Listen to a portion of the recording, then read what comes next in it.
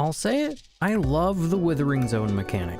If you've ever seen me play Genshin Impact during the 1.2 patch update, you'll know that I spent an entire month agonizing over the exploration of Dragonspine. For those that are somehow blissfully unaware, Dragonspine is an area south of Mondstadt that perpetually applies a freeze effect to your character if they're not nearby a source of fire.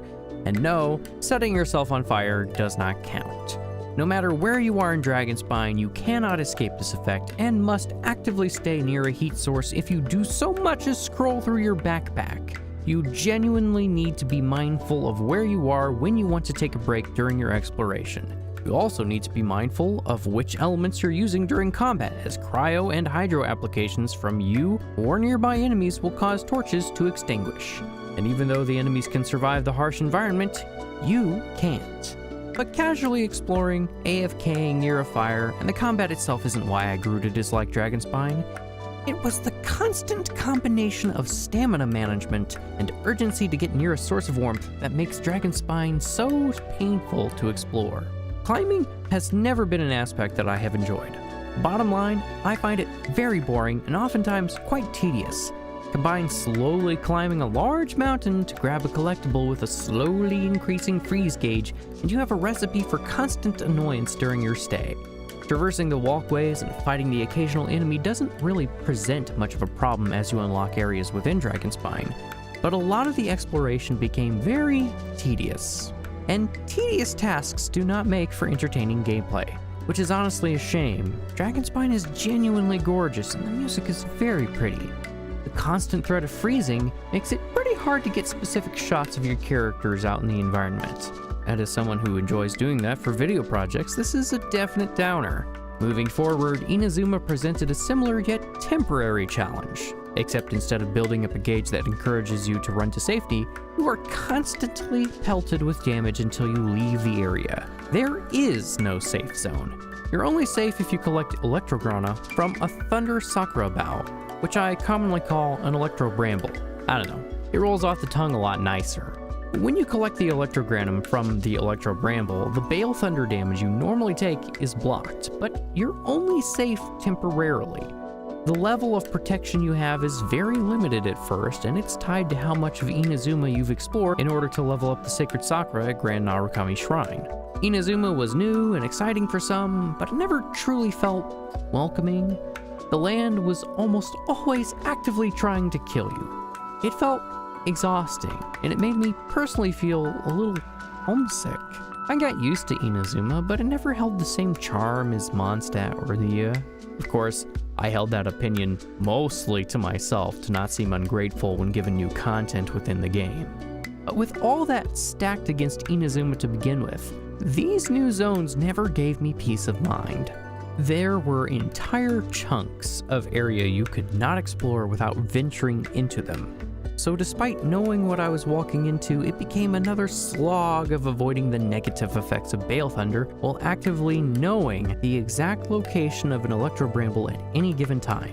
It felt like an absolute chore. It was like I was babysitting myself. And now that I have 100% exploration within Inazuma, there's only one area that consistently continues to threaten you with Bale Thunder damage, and I never visit that area as there's no reason to do so. So far, I have shown a general distaste for these area effects, not because of their difficulty or the challenge they represent, but because ultimately, they just feel tedious. And let me get this out of the way. Difficulty and tediousness are not synonymous. Something challenging does not necessarily have to feel tedious. In a similar vein, there are aspects of Genshin that I find tedious that represent absolutely no challenge at all. And that is why, if I can avoid it, I will find ways to get where I'm going without climbing. And that's why I absolutely love the 4-leaf sigils in Sumeru. Seriously, they are a godsend. I think someone in the development team was paying attention because they really one-up themselves by deciding to forego needing Granum in order to use them. They make traveling actually fun, and they are everywhere. Thank you, MiHoYo dev team. At any rate, I digress. The newest area effect is known as the Withering. In game canon, it is a sickness that is affecting Irminsul, an upside-down tree that connects the ley lines across Tibet. This sickness spreads through the roots and affects the wilderness around it. There's no known way to stop the sickness at its source, but specialized forest rangers are trained to identify tumors at ground level and use the power of Dendrograna and their visions to eliminate them in order to restore temporary peace to the environment. In-game, if you stay too long in this area, it kills you. You straight up die. It's not just your active character either, it's your entire team.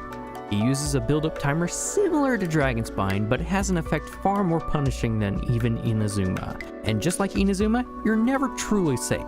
Every safeguard that protects you from the Withering effect is temporary. Even these candles of life, which act like the warming totems found in Dragonspine, will deactivate during certain periods of clearing out the Withering. You start off with a certain value of the Withering effect. 2 is most common, but certain quest lines will have a baseline of 4. This value increases as you stay within the area or suffer damage from an enemy marked with a Withering status. And enemies with a Withering status are usually stronger than their normal counterparts too. And as I mentioned earlier, if at any point you are ever to accrue a value higher than that area's maximum, that's it. It's game over. So why, you may ask? Do I actually enjoy the Withering zones when everything about them seem far more punishing than the other area effects I've hated thus far? Well, the answer to that is in its design. Genshin has always tried to raise the stakes, but it's always felt artificial. And artificial increases in difficulty don't really challenge players to get better. It just makes what's already manageable take longer and overstay its welcome. In my opinion, the Withering is high stakes done right. Dragonspine's weather effect hinders exploration to a crawl and interferes with the joy of admiring the landscape. Inazuma's Bale Thunder effect forces you to never stop moving and make constant backtracking and babysitting a nearby Electrobramble while you conduct your work an absolute necessity, all while holding the progress you make in that area hostage with a literal 5-day quest line. The Sakura Cleansing quest I can get behind, but Tatara Tales? Absolute tedium. The point of the matter is that both of these area effects exist alongside the other aspects of the game you've grown accustomed to. They become a natural extension of the gameplay, but because of that, it takes away some of the joy of exploration and discovery, a thing that players like to do at their own pace. Being forced into a pace is a constant discourse with many players over something as simple as the walking speed of NPCs. Putting that aspect into an entire region? I don't know about you, but an open world game that forces you to hurry up or to backtrack at a later point so you can explore in peace doesn't make for a pleasant experience. To me, exploration evokes a spirit of casual enjoyment and discovery at one's own pace. Tedious outside hindrances tend to dampen that. In both the lore of the game and the gameplay itself, the Withering does not belong there. It is not something you are forced to coexist with. It is specifically a challenge to overcome. You could view the Bale Thunder in a similar vein, but I would disagree, as there's much more agency involved with dismantling the Wither. Something I really enjoyed about the intro to Sumeru's questline was that the traveler just popped into someone's daily routine. Tighnari seems grounded in a way that is truly immersive. He has his own schedule, his own way of carrying out tasks. He truly feels like he's already in the middle of doing something when you show up. As opposed to other characters that we take the journey with on the first step, complete with padded dialogue and bad pacing, the Gandharvaville story beat feels tight. It actually feels like it's alive, and the characters have been carrying out their own business until we showed up and disturbed them. And seeing what they do and understanding their way of life was a fun way of immersing the player into that story. And that's where the Withering comes into play. Fitting the game mechanic into the lore and the main story made the tutorial feel seamless. It taught you what to do and made executing what you learned feel truly interactive and rewarding. Sheer Cold and Bale Thunder force you to find ways to mitigate the effects dealt to you as a distraction from your exploration, and it feels incredibly passive. It adds a challenging environment that simply adds tedium to your exploration. The Withering, however, specifically presents itself as a challenge that you can take head on at any time and then go about your business as you please. And that's not even mentioning the environment. The area looks visibly different, the atmosphere gets darker, the music grows in intensity, the enemies are tougher, and while making a mistake is punishing, there are ways to reduce that punishment or reset your wither value while you fight. And when all is said and done, you're rewarded with this very satisfying visual effect with an equally strong sound cue that tells you that you did a job well done. Sheer cold is here to stay, with no added convenience for exploration aside from the main paths. Bale Thunder is pretty much gone, but it never truly felt as satisfying. But the Withering does not belong, and it's up to us to get rid of it, and doing so actually feels fun.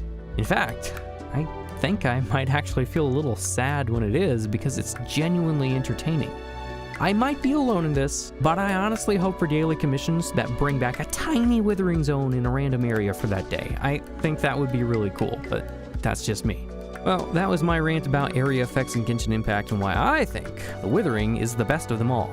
Honestly, if moving forward, Genshin gives more power to the player to overcome them as opposed to passively attempting to mitigate their effects, they'd be far more fun to interact with. Emphasis on interaction. It just feels so much more rewarding. With my rant over, if you're still here listening to me talk, thanks for listening to the whole thing. Let me know your thoughts in the comments. I'd like to read what you think. At any rate, I'm signing out, so until next time, stay tuned.